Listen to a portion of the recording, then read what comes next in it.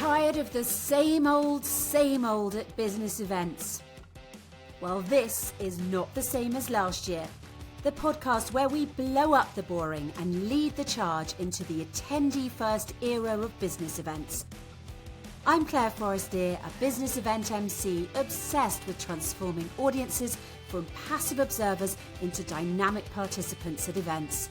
Each week we'll challenge the conventions, share actionable tips, and hear from fellow event rebels who are mastering the engagement game. Imagine your attendees begging for more after your next event. That's the magic of prioritising their experience. Ready to ditch the dull and create corporate events your audiences will rave about? Then you've found your tribe. Join the movement. Welcome to Not the Same as Last Year.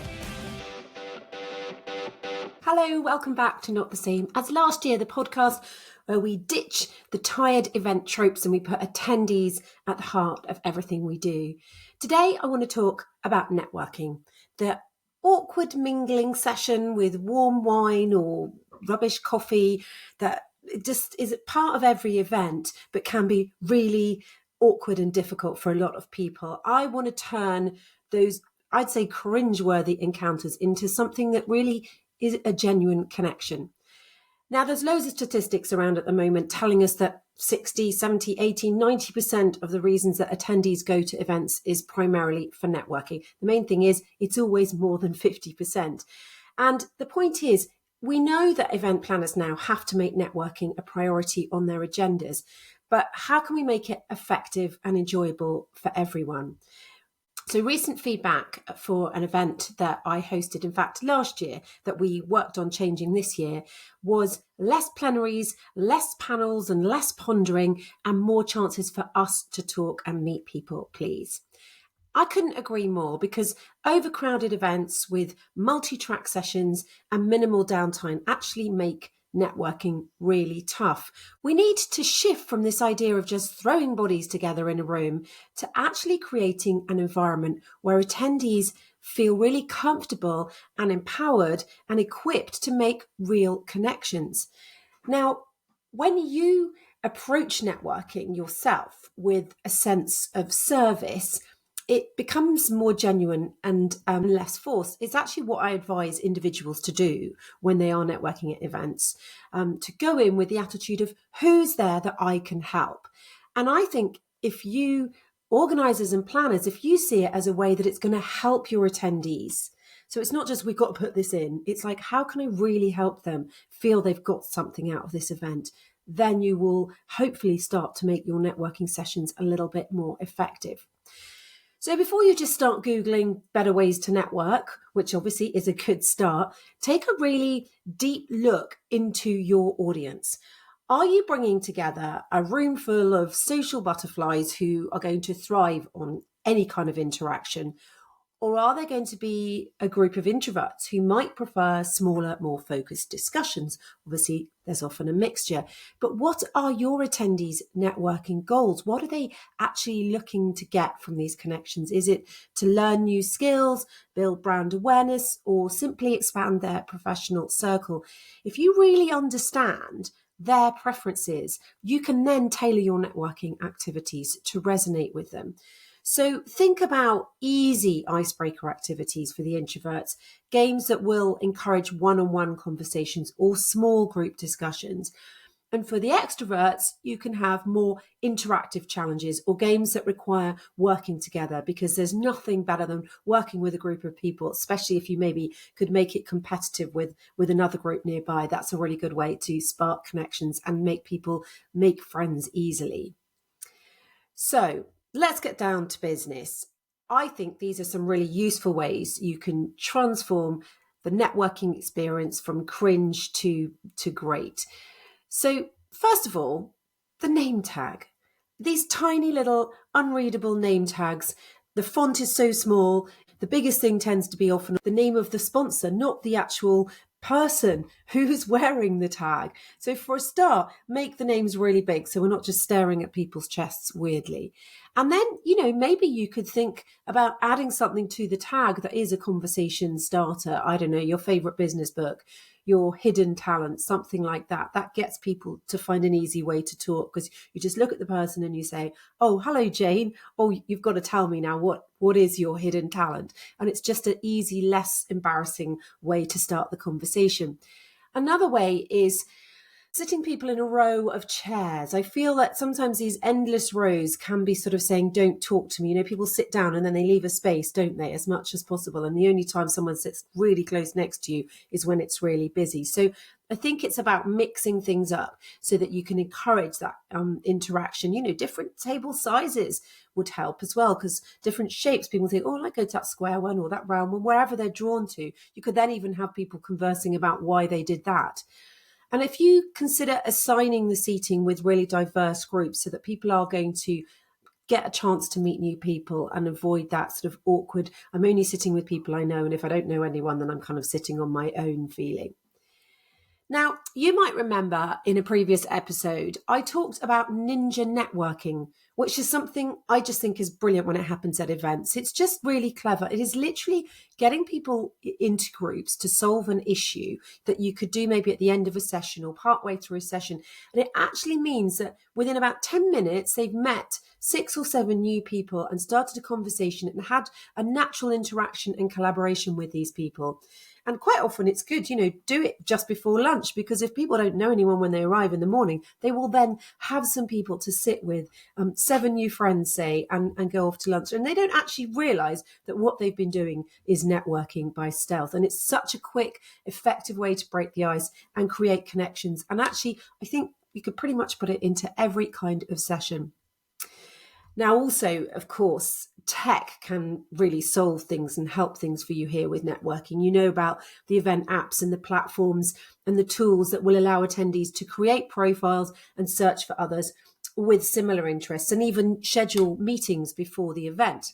However, apps can, of course, be a fantastic tool, but many events, I feel, fall into the trap of thinking, we're just going to put an attendee list with job titles, that's fine. And it's not enough if you're doing that without detailed profiles or some kind of warm-up mechanism. Then it's just like a bad dating app, right? The attendees have to dig through LinkedIn to figure out if someone is relevant to their business. That's time-consuming and awkward. It'll put a lot of people off. Then your app's not getting the use that you want, and so on. We need more than names and titles. We need a little bit of context and connection. So don't rely solely on apps to do the heavy lifting. Use them as a tool, but ensure that there are real engaging opportunities for your attendees to connect meaningfully. Now, if you've ever been to a house party, you'll see that some people just naturally move away from all the noises and they go and hang out in a quieter room and have conversations there. And that should really give us a clue that a lot of people need quiet spaces at busy events to have good conversations. Not everybody thrives in a loud, crowded environment. So it's really about thinking about creating some dedicated, quiet spaces within your event venue to allow people to either recharge or provide a more comfortable environment for those who want smaller, more intimate conversations. I want you to imagine a networking session gone wrong.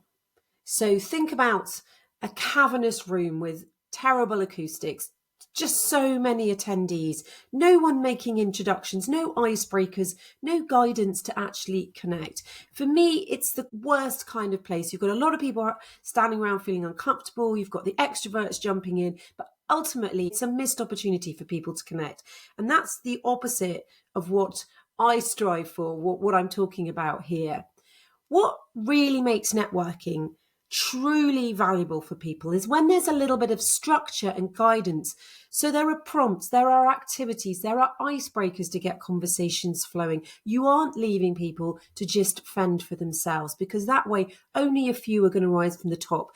And also the chances of you finding the perfect person to talk to when that happens are really slim. You need to give as well dedicated time and space for this. Don't just, it's a coffee break, we'll call it networking coffee break in the agenda. And I hope that makes a few people listening cringe, because I see it in nearly every agenda. You've got to allocate sufficient time within the event schedule for networking. Create some comfortable spaces with really dedicated seating areas that are going to help them, that are conducive to having a proper conversation. So we know, of course, about targeted matchmaking. So think about how you could implement some tools or sessions that are going to connect people based on shared interests or goals. And I don't mean, having to use the apps to do that. It's literally, you can have a look at what are their job titles and things like that and put them together, or what has their business been doing this year that might work with another one. It depends obviously how big the event is. That's going to be impossible with a huge event, but with smaller events, it's not too difficult.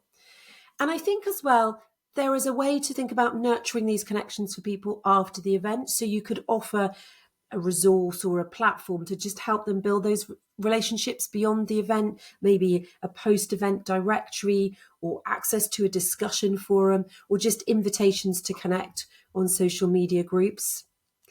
And I also like networking connectors, which of course might sound like something your IT department deals with, but actually they're just people and they're really crucial for event planners. They can be industry professionals or just your event staff that you've trained to help them become more skilled at making introductions and facilitating connections. So you help them be these sort of networking ambassadors, and you can run some interactive sessions to explain how networking is actually going to help your attendees and staff make new connections and advance their own careers. I'd suggest maybe some role-playing exercises where you build their confidence in being able to go up to strangers and start conversations and making those important connections. As the chance to meet and collaborate in real life, we know is the key reason why people go in person to your events. It's really important we make it easy for them to actually meet the right people to help their business events. I'm hoping after you've listened to this podcast today that you work a little bit harder to help your attendees at events. So make a plan. Think about different ways to add a little bit of space to your agendas, because if it's really jam-packed and you're running from place to place, it makes the connections a little bit harder to make, because you're always thinking, I've got to be somewhere else right now. And think about how you can make it more considered, more structured, not just shoving drinks at people and hoping by chance they meet the perfect content. I really love the sessions that include the team building exercises. I said that earlier because it's just such a nice way to make a connection. It's not forced, it's not awkward, it's just more friendly. And of course, there are a huge number of ways. So let's be really inventive with event networking. Maybe message me or share this post online and tell us what you're doing to improve connection building at your events. So thank you for tuning in to Not the Same as Last Year, and I'll see you next time.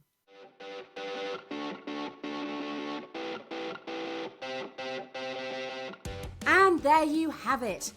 I hope you're inspired to revolutionise the attendee experience at your next event.